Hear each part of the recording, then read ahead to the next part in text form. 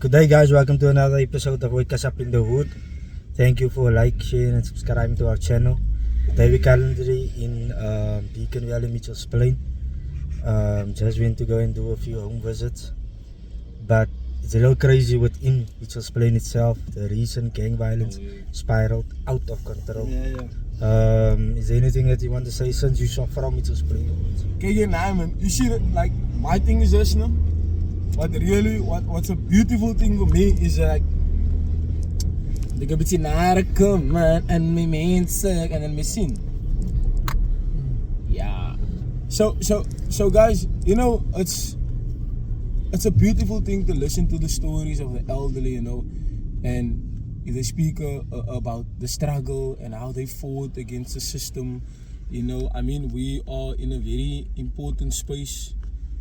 This past 2 weeks, I took some time out to read more about Ashley Creel, who he was, you know, what he stood for, you know, and just not trying to become or to copy what they were doing or what they were like, because I don't think we will ever be able to reach that. But here's the thing, you know, we are on our way now also, you know, from a busy day. We're on our way now to go and pay our respect, and we are gonna join other young people, you know, tonight, and you guys will probably see the videos coming out, you know. Yeah, we will also celebrate, man. You know, we commemorate, we celebrate this person's life. Ashley Creel offered up his life fighting against the system, against the apartheid government, against the gutter education that we still have today. Now, you guys have followed what we've been doing for this past few years. We've been fighting against the education department to build us proper schools, to dignify our young people, you know, so that we can have proper infrastructure. You know, we've been fighting and saying, how can we still have temporary schools existing for 13 years? A school such as AZ Berman. I don't think Ashley Creel would have been happy with that, man. But more than that, like, you know, I don't think that any one of them in 1976, right, that they would have died or offered up their life for what we are experiencing today. And we are grateful for where we are and for those that have laid the foundation for us. But the struggle still continues, man. You know, so vir my wat uitgestaan het vandag, guys, as die beautiful stories van die groot mense, you know, what they've experienced, and if they make comparison to back then. And I'm not talking about the way they lived, because die mense het die lekker geleef, en vir die van julle wat dink that it was a pleasant time to be alive, you know, it wasn't. But the struggle and the way they stood in arms, the way they supported, the way they said, if they rally and they mobilize, now everyone, almal is daar. You know, en die is die spirit wat ons moet terugbring, man. Maar nou waar dink jy wat ons hy spirit verloor, want currently ons weet wat aangaan nou in die plein, verstaan? En ja, ons is besig om te mobilize, but as jy almal in die community nie, verstaan, is meer as 2 miljoen mense in Mitchell's Plain, verstaan? But if there is some sort of protest, etc., one don't see their numbers, man, reflecting. Because we know it's the numbers, you know, and that numbers can change a perspective of a government and how it's approached. Can I come in there? So this is my view, no?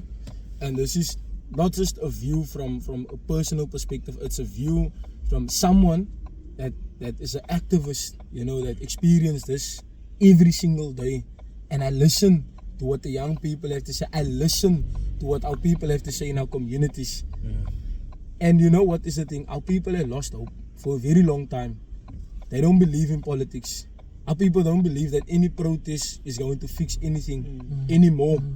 You know, because the way it was that time and now, there's a big difference. You know, times have changed. We are moving into a different space. We are moving into a different space of technology. You know, and so, ek meen, die tyd kan hulle gemobilize sonder phones. Vandag is our phones.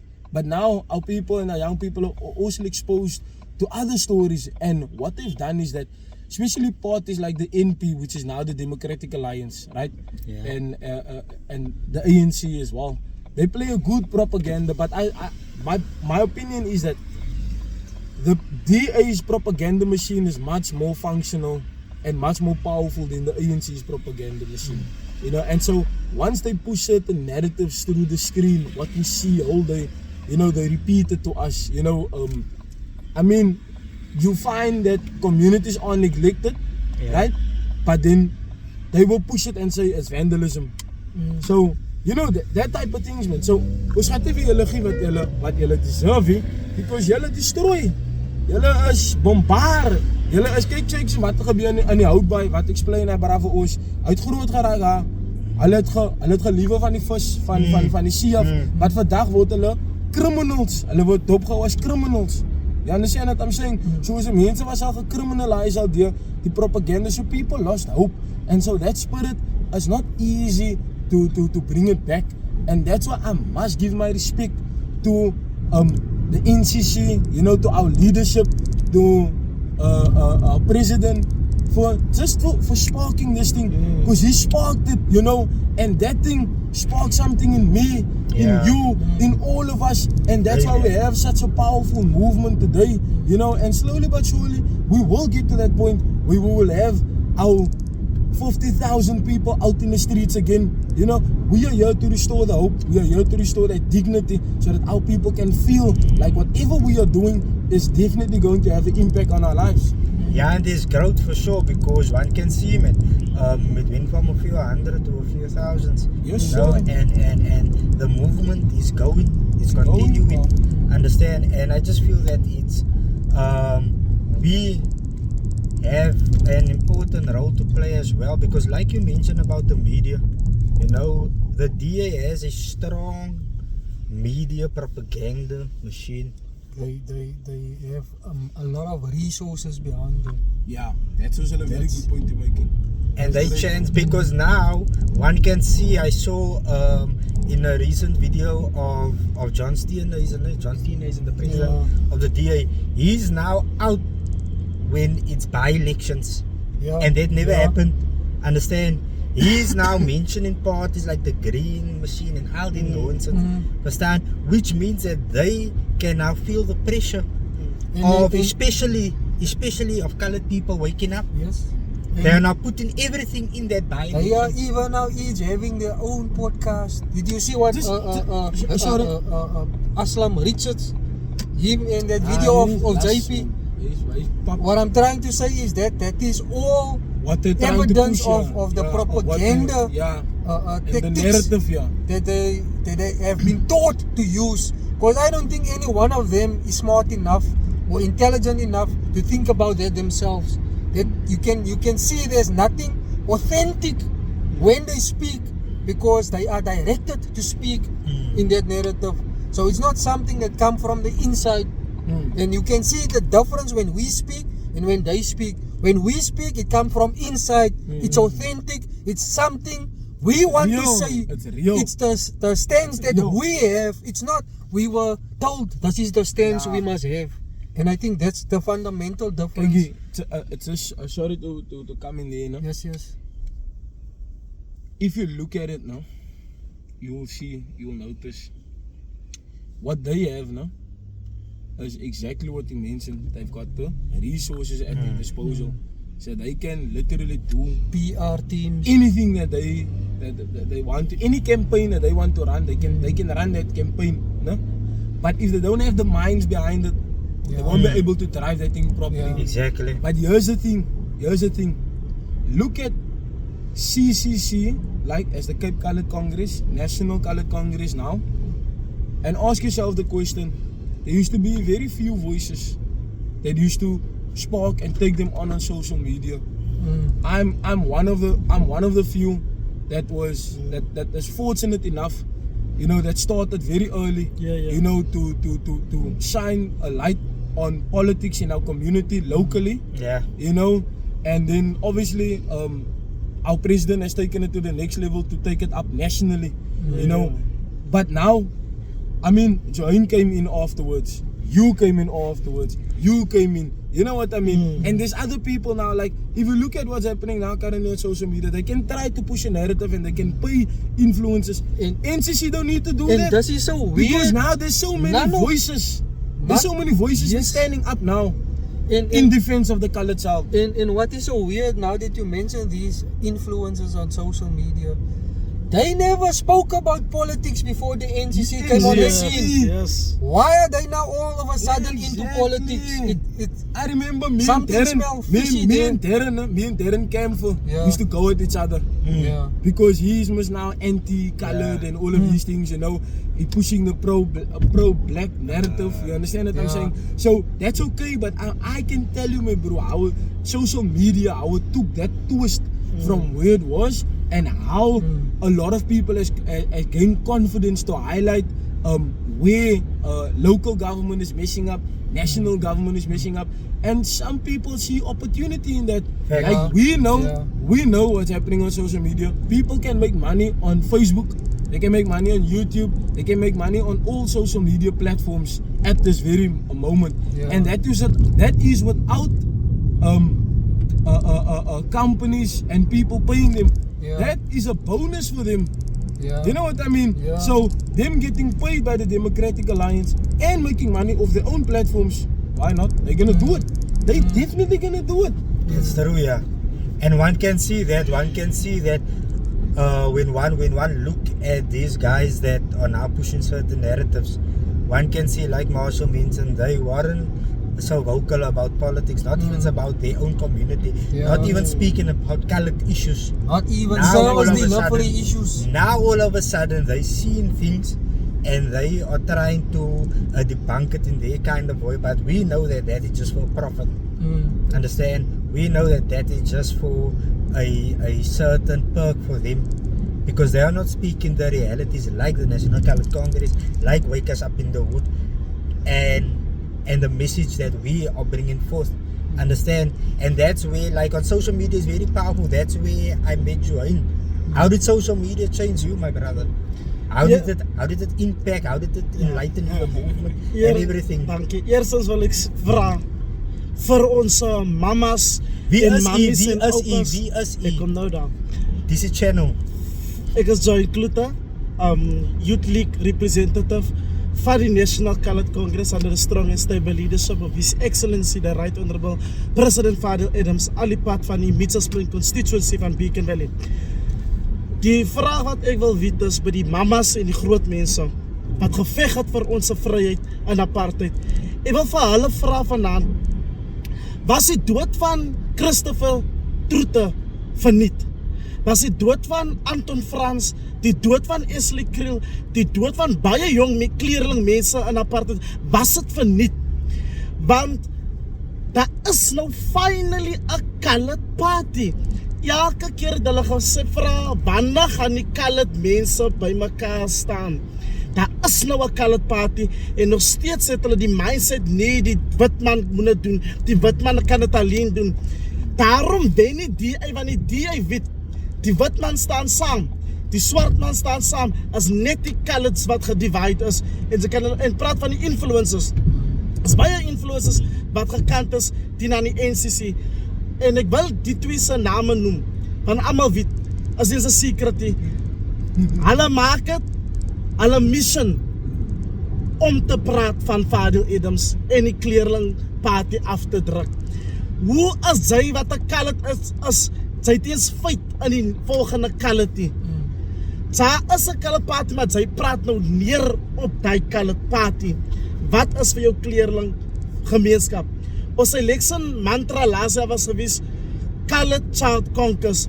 En julle kan vandag sien, we are still working flat out and around the clock to repay the trust of the voters. Daarom is ek en Joe soos twee malvarke daar by die education department. Elke week, elke Vrydag is besig om CV's rond te gooi, want het gaan nie eens oor ons, het gaan oor julle. Ons wil hê die colored communities moet uitkom sterker en beter, maar daar kom het weer. Ons verdien beter. Het kom af na jou woud toe. You just get the government you deserve. So as jy wil change, daar is opportunity. Jy kan nie elke dag bid, Here, waar vanaf gaan ons se help kom, elke vijfde jaar is dan die opportunity vir jou, om die change te bring, dan wil jy weer vote vir die wit man. So, volgende jaar is die local election, guys. Julle het nog opportunity om julle voting pattern te change. Vote vir 'n colored party, vote vir 'n colored government. to lead the colored people to the promised land we so wisely deserve. En laastens wil ek dit afeindig om te sê, ek het 'n geleentheid gekry om te praat in parlement, by die Youth Day Parliament event. En ek het gesê daar, die swart hemp wat ek aan het, verteenwoordig die donker dae wat voorlê vir die kleerling jong mense daar buite. Ek het die Vrydag gesê, die Saterdag toe word daar weer nog jong mense doodgeskiet op die Kaapse vlakte. Laas ek was daar 20 mense, jong mense doodgeskiet is in een dag. Maar sy pismat asof sy health and safety MEC. Waar was sy kinders toe sy kind doodgeskiet was? Sy kinders was safe. Waar was sy familielede safe toe hulle jou familielede doodmaak? So weer eens, ons het gaan nog 'n opportunity kry. Change your voting pattern, vote NCC, so that the colored child conquers, and when the colored child conquers, the colored communities will then reign supreme. Peace out. Join, why now do we need to focus on colored people? Why now do we need to focus on ourselves? You know, there's a lot saying that it's not just colored children, but why is it now fundamental that we need to focus on our communities? Wat jy moet weet is, in apartheid was die kleerling mense nie wit genoeg om erkenning te kry nie. En ek sê dit altyd, en vandag is die kleerling mense ook nie swart genoeg om erkenning te kry nie. Ek wil net almal moet besef, die colored mense sal nooit goed genoeg wees nie. Al roep ons uit vir help, hulle gaan ons help nie. Ons kan ons self help deur die voting pattern te change. Altyd as die mense complain, sal ek sê, change your voting pattern. Want jy het die dag, wanneer jy in die voting booth staan, as jy die baas en jy besluit wie regeer die land. Maar dan kom het weer af, ek kan vir jou help, maar ek wil nie. Dat is die mentality wat ons het. Ek sal sien, ek sal sien jou kind het iets om te eet, maar ek het 2 brode by huis, maar ek gaan nog nie vir jou 'n brood gee om jou kind te help. Ons moet die stigma moet ek breek van, ek het 'n kar, ek het 'n huis, ek het my kos, ek het my geld, ek is uitgesot, ek hoef nie te bodde om die next persoon te help. Die mentality moet ons van ons sla raak. Ons moet weer terugkeer na die tyd waar ons die liefde nog daar is, waar ons die respek en die omgee nog daar is. En daarom sê, kom ons sê eers ons voting pattern. Can I just say something, no? I want to come closer, but whoever believes, no? You must cut this separately, because I want to see who's going to comment on this. Whoever believes that the National Colored Congress is playing race-based politics, go left here, no? Whoever believes that the National Colored Congress is playing race-based politics, you are so wrong and you are so ignorant that you allow everything that's been happening for the past 30 years, right, to just overshadow your mind, and you don't even take time to look into it. That race-based politics has always been a thing. The Democratic Alliance is so good at doing it. Always, yeah. They're so good at playing race-based politics. They've been doing it. They spoke about the SWAT gevaar. They spoke about, Helen Zeller spoke about, die SWAT mense, because colored people drifted towards the ANC. Right? From the UDF, and you know what, so there's a lot more if you look deep into that history. A lot of our colored people drifted towards the ANC. Right? So, what did they do? They play race-based politics. Die swart mense gaan hulle huise kom vat. Die swart mense gaan hulle kinders se skole kom vat. Hulle het almal hy propaganda gestoot heeltyd. En eventually het ons mense dit geglo. The same with the ANC. When the ANC took over, the first thing they did is guided deployment. Hulle het almal hulle mense geplay strategically binne in hoë positions, even binne in die city of Cape Town. Is daar nog altyd mense wat geplace gewees het deur die ANC, die tyd toe die ANC die city gehet het hierso in die Kaap. Weet jy? Yeah. There's so many things that was done, that was put in place deliberately, just in case they lose power. And that's exactly what happened. But you know what? The people is still going to benefit. Why? Because they place their people strategically into key positions that will have a function of what and how our community operates on a daily basis. Right? So we must look at this thing. You can never say that the NCC play race-based politics. The NCC is saying,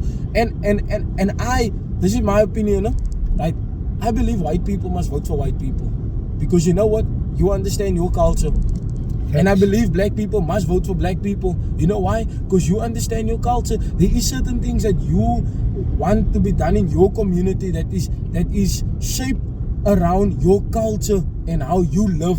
Now there's certain things that we as colored people know how we live. We know what was once a happy place for us. We know what was the good things that kept our communities together, right? We know that. So colored people must vote for colored people.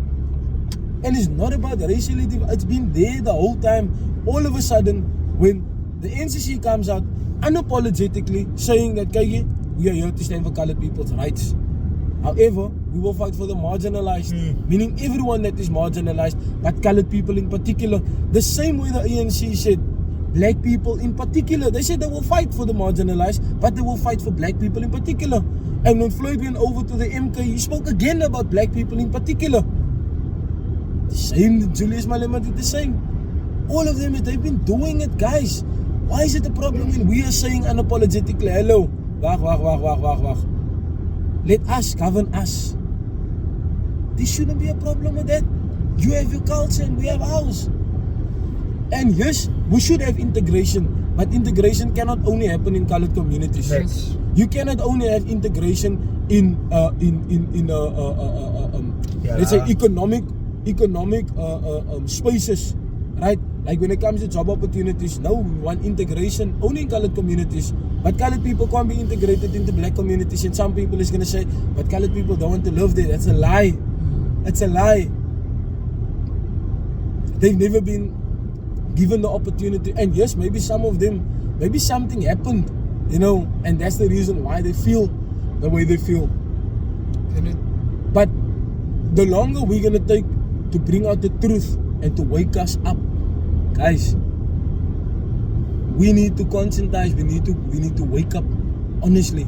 And that's why we created platforms like this, so that people can share real life stories, not statistics, where the DA is coming saying, we've created 100,000, 200,000 jobs for who?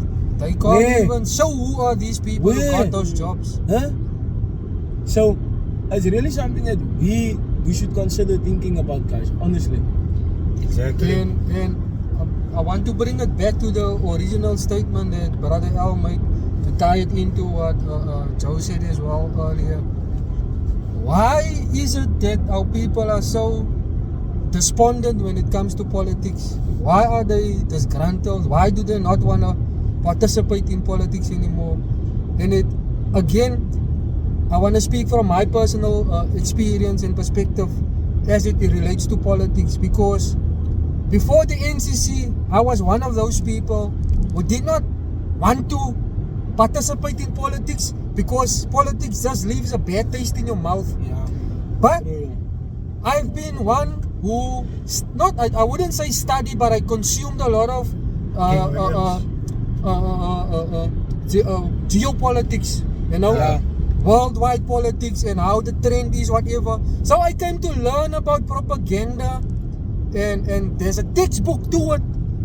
And then I started to notice, but that textbook strategies are being implemented locally. Yeah. You understand?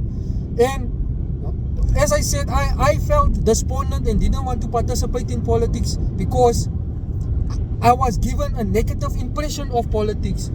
I was also, in a sense, misled by not being taught what politics properly entails in our country, because it's stuff like the water, the roads, what development happens in your community, all that. And I never understood there's a difference between party politics and just politics in general. You understand? And because I didn't like party politics, I didn't want to have anything to do with politics as a whole. You understand? And I think that's where many of our people mindset is still. They don't want to get into politics because they had a negative experience in the past. But I want to make a plea to our colored people who are in that position. And some of you will be in the same position as I was. I can remember when Brother Al came to me the first time, sharing with me. It's not where I heard about NCC the first time. I heard about the NCC on social media and on the news, etc. before, but I never went into detail about Yeah. it. Then I was still looking at from this perspective. No man, the NP did a racist white thing, and the ANC did a racist black thing. Now the NCC wants to do a racist color thing. That is not gonna solve the problems. But after some time sitting and thinking and looking at the laws that were passed in that time in 2021, 2022, and it's modern day times that these laws are being passed, like the Employment Equity Act, etc., where we are once again being marginalized, and it's a law, you know, where they make us illegal to be part in the equal in the work environment, you know, in terms of numbers. You see, so these are the type of things that started to make me re-look at how I perceive politics, because I'm a colored, my children's are colored, but the laws that are being implemented now is gonna oppress them when they grow up. Facts. You understand? So the only way I can have influence is to participate in politics, so that the laws that are being passed, I can have influence there. So that's the only way we as coloreds are gonna free ourselves, is if we participate in politics and we advocate for legislation that make us equal, because currently we are not equal, and we don't want to be higher than the others. We want to be equal. I don't understand how people find it so hard to hear that National Colored Congress is asking for equality, not to be a superior race. We just want to be equal. Facts. I can't stress that enough, Facts. because currently we are not. And those colored people who have been fortunate that life has worked out, they've worked hard. And I can understand from your perspective, you say, but if I can do it, so can the next person. I want you to look at how the system is structured.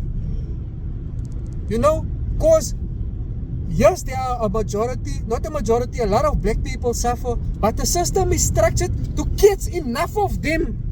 The system is not structured to catch enough of us. You understand the point I'm trying to make? Facts, The facts, system facts. must be set up where it catches all of us who for whatever reason fall through the cracks. Currently there's no safety net for us. That's true. Yeah, that's just the point I wanted to highlight. That's true, that's true, that's true. Nou baie van julle gaan nou daar saamstem en sê, "Guys, wat hy nou daar gesit as wat ek kan die hele tyd sê, maar sy wou nog steeds die uit." Jou vote is nog steeds by Hoe die baat verkeerde het sy plek. agree met my, maar gaan wou sy 10 aan my? Het maak nie sens You nie. see, daarom sê ek, het kom alles as politiek, so op die ding opbring van, nie moenie alles politiek maak, jy alles as politiek. Want op die einde van die dag maak die government en die government alleen die besluite van jou lewe. Ja. Maar sy het mos vir hulle die mag gegee, sy het hulle Ja. parlement toe gestuur om verkeerde besluite te maak namens jou. You see, daarom suffer sy, daarom suffer jou man, daarom suffer jou vrou, daarom suffer jou kinders as van die bout wat sy gee vir die verkeerde party. En dan kom het weer af. Die constitution is gecreëerd om net die meeste die politicians te benefit. Want ek kan nie sien hoe benefit het regtig maar die meeste van die mense in ons land het. Die constitution is meer gekry om die politicians te benefit en die politicians te protect. Ja. Ek dink ons moet hier, this is not my personal point of view, let's abolish the constitution and We need a and dan new a brand new constitution. constitution. A new Then you put constitution. the constitution to a referendum vote. Yes. With the public vote whether they want the old one or the new one. Yes. Because wat gebeur in 1996 toe die parliamentarians gewout het op die constitution, hulle het nog nooit die referendum gegee aan die public nie. Die public het nie gewout op het, die parliament het self gevoel die constitution is reg vir die nasie, maar hulle het dit nie gegee 'n referendum vote To the vir die people. voters nie. En ek wil net die stukkie informasie deel met julle. Miskien som van julle wie daarvan. Die is iets wat ek verlede jaar geleer het en ek dink die is die general knowledge en as 'n general knowledge gewees het, sal ons mense se behavior different Yes. gewees het.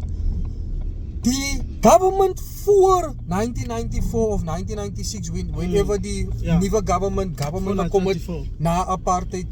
It's full here, Joe. Toe was die stelsel wat opgestel word waar dit 'n parliamentary System. supremacy was, waar parlement die laaste sê in die land wat gaan wet wies. na daai toe change hulle die system waar nou die Supreme Court change nou besluit wat gaan wat wies van as ons nou die constitution wil change, dan moet eers na die Supreme Court toe gaan en die Constitutional Court, sorry, van die Supreme Court in Amerika, jammer man. Nou die Constitutional Court moet nou opinie gee, breek het die Constitution, val het in die Constitution. Het maak nie sensie van hulle maak nie die law nie, Parlement maak die law, so Parlement moet die laaste sê het. Yes. So as Parlement sê die is die law, dan kan die Constitutional Court nie kom sê dat val buite kan die current want die court het 'n probleem met die current Constitution. Yes. So die Constitutional Court is opgestel om my obstacle te wees, sodat ons kan struggle en nie die law so maklik kan change. En die laaste ding is, nou, die ding wat hulle so sê, die ANC, die ANC, dan hou op so die DA blame. Die DA ran die Western Cape. Hou op die ANC blame vir dinge wat in die Western Cape gebeur. Die DA is die government in die Western Cape. Provincially and locally. There we go. En wil jy moet David, moenie die ANC blame vir dinge wat gebeur in die Western Cape, want die DA is in charge onder die leadership van die vrou met die taai, toffee apple gesig, Helen Zille. We're gonna leave it just there. Thank you guys for staying Put a and referendum subscribing. poll on this one. Let people say yes. Let's change give them, so that we can get the feel of the people. Do they want the new constitution or not? Just put that poll up on this video when you post it. So thank you guys for staying tuned and taking a listen to what we have to say. Don't forget to like, share, and subscribe. Is there a link that we want to put in there, Mr. Kluter? Like, how can they follow you? Where can they follow you? Gaan op Facebook en dan join Kluter en op TikTok is dieselfde. What's your mixed handle? Thank you guys. Thank you. Don't forget to like, share, subscribe, and don't forget to follow our Facebook page as well. Yes. We out. See you in the next one. Safe.